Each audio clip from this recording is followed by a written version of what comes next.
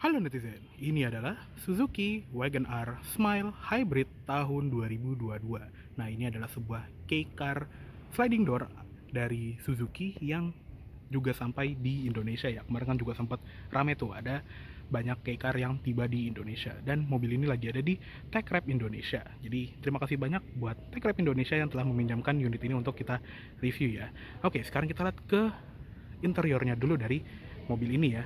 Nah, untuk kuncinya dia seperti ini, jadi dia keyless seperti mobil Suzuki kebanyakan, dan dia ada aksen biru di belakang kuncinya untuk menandakan kalau ini adalah yang versi hybrid ya.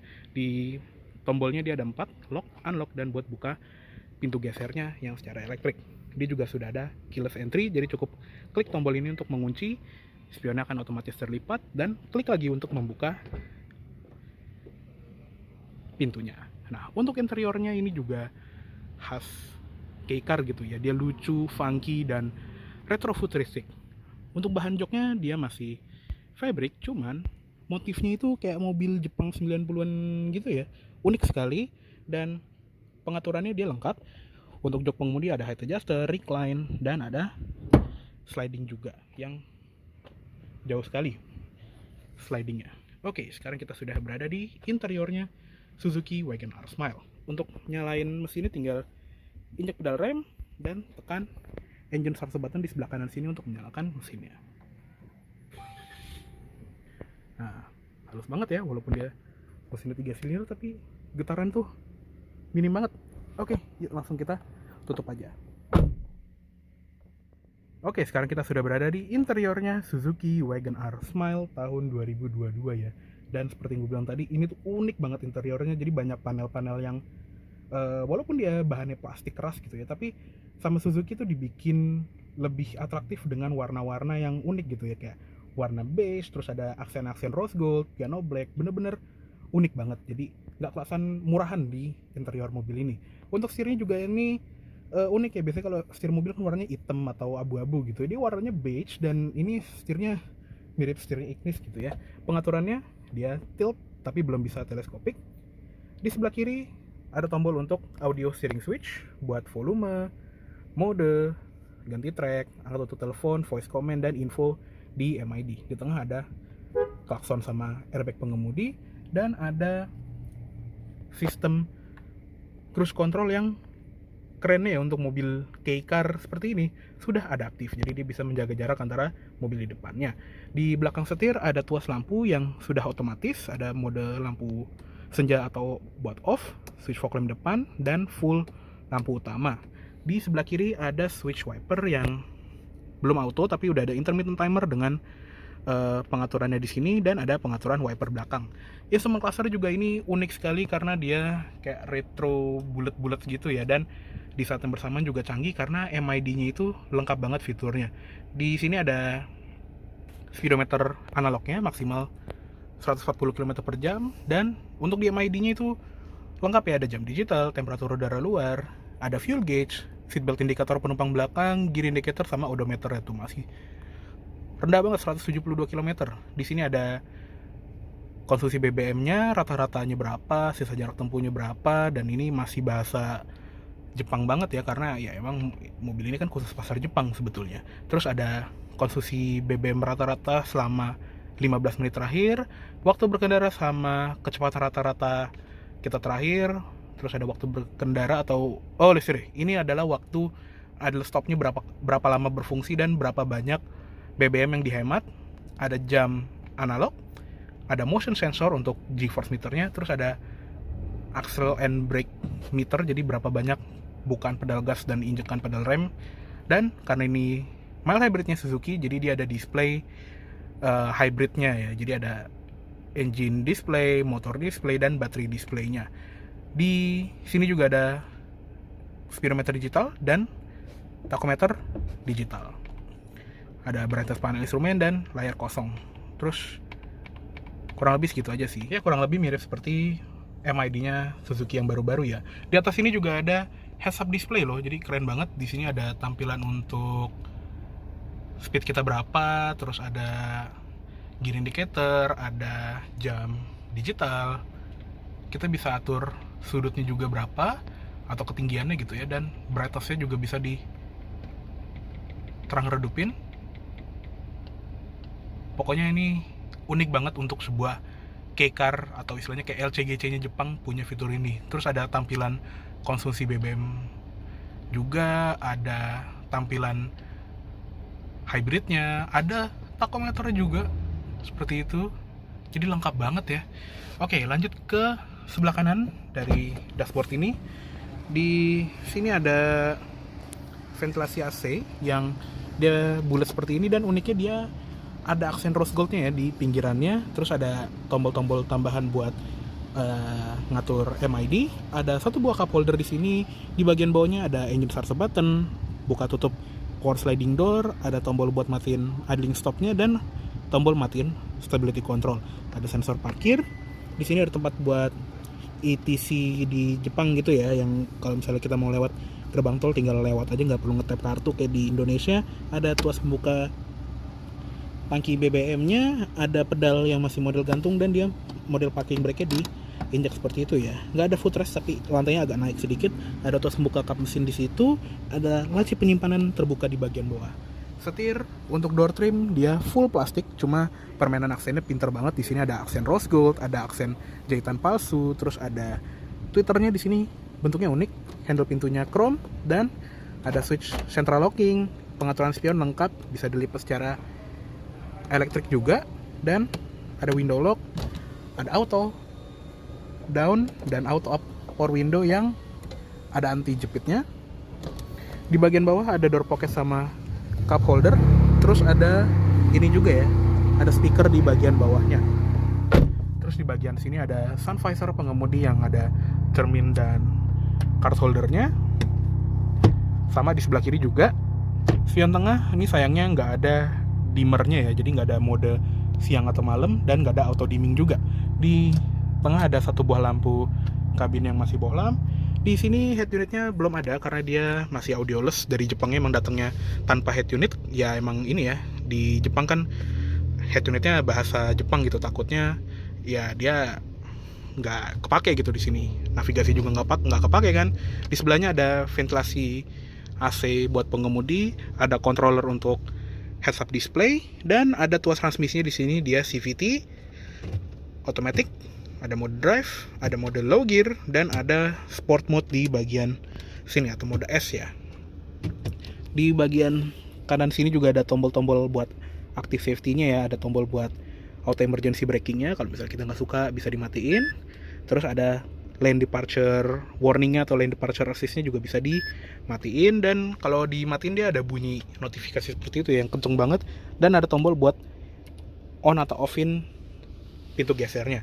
Di sebelah kiri ada tombol hazard, ada soket USB ke head unit kalau misalnya head unit udah ada, dan sistem AC ini juga udah canggih ya, dia single zone automatic climate control, jadi tinggal pencet auto aja, nanti fan speednya akan menyesuaikan temperatur yang kita pilih. Paling dinginnya 17,5 derajat, dan paling panasnya itu dia 32,5 derajat, dan lengkap dengan heater. Nah ini tuh beneran panas ya. Jadi ya namanya juga mobil dari negara 4 musim, wajib ada pemanas dan pendinginnya. Face switch di sebelah kiri, temperatur sebelah kanan, ada arah AC-nya juga lengkap, ke muka, ke kaki, dan ke kaca depan. Ada defogger depan, defroster belakang, mode auto, off, mode AC, dan sirkulasi udara. Di bagian bawahnya juga ada tempat penyimpanan tambahan, ada charging port USB di sini 2 buah, dan ada pemanas jok, tapi cuma buat jok pengemudi doang ya, penumpang depannya nggak ada. Dan ada power outlet 12 volt di sini. Dan untuk dashboard sebelah kiri ada glove box yang lumayan besar, ada tempat penyimpanan terbuka. Terus di bagian penumpang sini juga unik ya, warnanya kayak beige gitu, dan ada aksen rose gold di pinggirannya sama di ring ventilasi AC. Dan ada yang unik juga, sama seperti Karimun Wagon R yang ada di Indonesia ya, dia ada hidden storage atau tempat penyimpanan tersembunyi yang posisinya ada di bagian bawah jok penumpang depan. Dan ini tempat penyimpanan itu bisa dilepas gitu, jadi kalau misalnya mau belanja atau mau piknik gitu ya, tinggal bawa keranjangnya ini doang. Dan ada yang unik juga di bagian bawahnya. Nah jadi di situ ada, sebentar, di bagian bawah sini ada baterai lithium ion untuk sistem mild hybridnya dari mobil ini ya. Jadi mirip seperti di R3 hybrid yang kemarin baru facelift ya. Jadi baterai itu ada di bawah posisinya jok penumpang depan. Praktis sekali dan baterainya nggak gede-gede banget ya, karena emang sistemnya mild hybrid. Oke, kayak cukup segitu aja untuk di bagian kabin depan dari Suzuki Wagon R Smile Hybrid 2022 ini. Yuk sekarang kita lihat ke kabin belakang. Oke, sekarang kita lihat ke kabin baris keduanya dari Suzuki Wagon R Smile Hybrid 2022 ini. Nah, ini juga lantainya tuh rendah banget ya, jadi nggak perlu effort untuk naik ke kabin belakang mobil ini, dan karena atapnya tinggi juga jadinya bener-bener lega gitu akses keluar masuknya. Dan sekarang kita sudah berada di kabin belakangnya Suzuki Wagon R Smile Hybrid 2022. Ini adalah posisi mengemudi gue, tinggi gue 170 cm, dan ini di posisi paling mundur. Lega banget ya legroomnya. Kalau di posisi paling maju masih ada 5 jari. Jadi bener-bener selega itu di kabin mobil ini. Dia juga ada seat back pocket, ada tray kecil untuk kita makan gitu ya, maksimal 2 kg, dan ada built-in cup holdernya sebanyak 2 buah. Ada gantungannya juga, ada kantong tambahan di bagian atas, dan oh ya hampir lupa, di jok pengemudi itu dia ada armrestnya seperti ini, dan ada tempat penyimpanan tersembunyi ya di bagian sini. Jadi unik banget dan bisa dilipat juga. Ada seat back pocket di sebelah kiri, dan di bagian atas juga unik ya, karena kalau kita lihat di bagian plafon dia ada kayak motif wajik seperti itu. Ini subtle banget, hampir nggak kelihatan, tapi ada gitu, jadi unik banget. Dan untuk headroom di kabin baris kedua ini, wah parah lega banget. Ini adalah headroom yang terlega di mobil K-Car gitu ya. Ya K-Car rata-rata kan lega-lega gitu ya, kayak N-Box atau Suzuki Wagon R Smile ini. Jadi kabin di belakang sini tuh benar-benar lapang.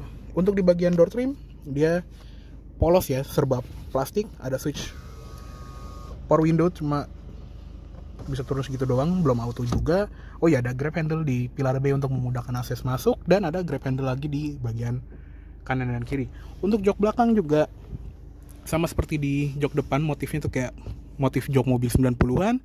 Ada head restraint adjustable, dan ini bisa diubah kerebahannya, mau yang tegak ataupun yang rebah seperti ini. Sudah ada input ISOFIX juga di kiri dan kanan, dan di juga cuman 2 seat ya, jadi nggak bisa dudukin orang ketiga di bagian sini. Bisa sih, cuma maksa dan nggak dianjurkan juga karena nggak ada seat beltnya, nggak ada head restraintnya. Ini lebih ke mobil 4 seater aja. Dan sama juga dia bisa di slide maju mundur. Ada speaker di bagian sini, ada satu buah jendela kecil dengan antena atau receiver antena gitulah ya di kaca baris kedua ini. Di kiri kanan juga ada. Ya kurang lebih segitu aja untuk di bagian kabin belakangnya dari Suzuki Wagon R Smile Hybrid. Yuk sekarang kita keluar dan kita cek eksteriornya. Oke, sekarang kita lihat ke ruang mesinnya dari Suzuki Wagon R Smile Hybrid tahun 2022 ini.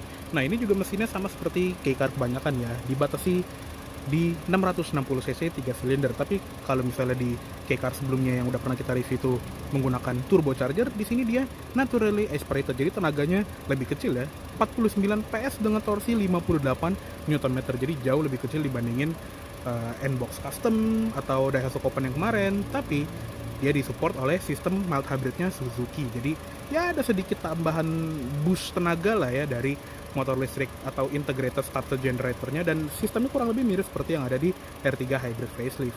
Untuk transmisinya cuma CVT doang, dan ada pilihan penggerak roda depan atau 4 roda di depan sana. Untuk ruang mesin juga lumayan rapi, walaupun di dalamnya nggak dicat. Udah ada peredam walaupun cupnya ini sekecil gini doang, dan di sini juga ada stiker yang mirip seperti di R3 Hybrid juga ya. Dia menjelaskan kalau ada 2 jenis baterai di mobil ini, lead acid battery yang posisinya ada di bagian sini, sama lithium ion battery yang posisinya ada di bagian bawah jok penumpang depan. Oke, yuk langsung kita tutup aja. Oke, untuk tampilan eksterior dari Suzuki Wagon R Smile Hybrid 2022 ini juga lucu banget ya, apalagi dengan warna two-tone seperti ini. Yang ini kelihatannya kayak warna merah bronze gimana gitu ya, dengan atap warna hitam. Ini bener-bener menggambarkan mobil keluarga di Jepang sana gitu ya. Jadi bener-bener lucu, belok gitu ya. Di bagian depannya ini juga serba ngebulet gitu ya, apalagi dengan bentuk lampunya yang serba ngebulet, bagian bawah itu juga ngebulet, dan tetap ada grill khas Suzuki ya. Jadi grillnya tuh mirip seperti grillnya R3 gitu, yang ada blok-blok chrome seperti ini, dan lampunya ini juga canggih. Dia sudah LED projector by beam di sini, dan ada lampu senja atau lampu DRL di bagian bawahnya, sama ada lampu sein yang masih bohlam tapi bisa diganti ya, dan ada fog lamp depan LED juga. Di bagian kaca ini juga ada 2 buah stereo kamera untuk sistem Suzuki safety sistemnya ya, yang ada adaptive cruise controlnya tadi. Untuk velgnya udah nggak standar, jadi udah diganti sama pemilik mobil ini. Dan di sini ukuran bannya itu di 175 65 R14, jadi kecil sekali ya, emang rata-rata kekar peleknya kecil-kecil sih ya. Di depan remnya disc brake sudah lengkap dengan ABS, EBD, brake assist, traction control, stability control, dan hill start assist. Di bagian fender juga ada emblem hybrid khas Suzuki. Untuk spion ini bentuknya mirip seperti spionnya Ignis ya, dan dia tuh warnanya kayak di atapnya, jadi bukan sewarna body, warna hitam gitu, dan ada lampu sein LED serta ada kamera di bagian bawahnya. Oh ya, dia juga ada kamera 360 ya, cuma karena tadi nggak ada head unitnya jadi belum bisa diaktifkan. Ada handle depan belakang yang chrome. Untuk di bagian sini juga rem belakangnya ya masih tromol. Untuk bagian belakang sama seperti bagian depannya, dia ngebulet tapi ngotak juga ya, jadi bagian belakang itu rata banget, dan lampunya ini lebih ke ngotak gitu ya, cuma ngotaknya tuh nggak tajam siku-sikunya. Di sini lampu senja dan lampu remnya di atas sudah LED, tapi untuk lampu sen dan lampu mundurnya masih bohlam. Untuk di bagian pintu bagasi ini juga ada garnish chrome yang ya kalau dilihat-lihat kayak R3 facelift ya. Terus ada wiper belakang, ada defogger belakang juga, ada high mount stop lamp, dan untuk emblemnya di sini ada emblem hybrid dan emblem Wagon R Smile. Di bagian atas juga ada antena short pole yang khas mobil Jepang gitu ya, dia offset di kanan belakang. Untuk di bagian bumper dia ada sensor parkir 4 titik, warna body, lampu plat nomor masih bohlam, dan di bagian handle ini juga ada tombol untuk keyless access-nya dan ada kamera belakangnya juga. Untuk handle-nya dia langsung ngebuka gini aja ya, dan ini bagasi dari Suzuki Wagon R Smile tahun 2022. Nggak banyak sih ya, khas K-Car, dia tuh lebih maksimalin kapasitas penumpang dibandingin bagasi, cuma ya is okay. Dan dia juga bisa dilipat 50-50, dan sudut dari jok baris kedua ini juga bisa diatur ya, dan dia pelipatan 50-50. Untuk jok baris kedua ini juga bisa di slide maju mundur. Di atas ini ada 1 buah lampu bohlam yang gabung sama lampu kabin. Di bagian bawah sini juga ada tempat penyimpanan tambahan gini, dan ada tire repair kit, sama di bagian bawahnya juga ada dongkrak. Di sebelah kanannya juga ada cairan penambal ban untuk tire repair kitnya ini ya. Oke, kurang lebih segitu aja. Yuk kita tutup. Oke, kayaknya cukup segitu dulu untuk review dari Suzuki Wagon R Smile Hybrid tahun 2022 ini. Mohon maaf apabila ada salah kata-kata atau dalam menyampaikan review, dan gue ingin berterima kasih kepada TechRap Indonesia yang telah meminjamkan mobil mereka untuk di review di channel ini ya. Oke, terima kasih banyak telah menonton. Sampai jumpa di video selanjutnya.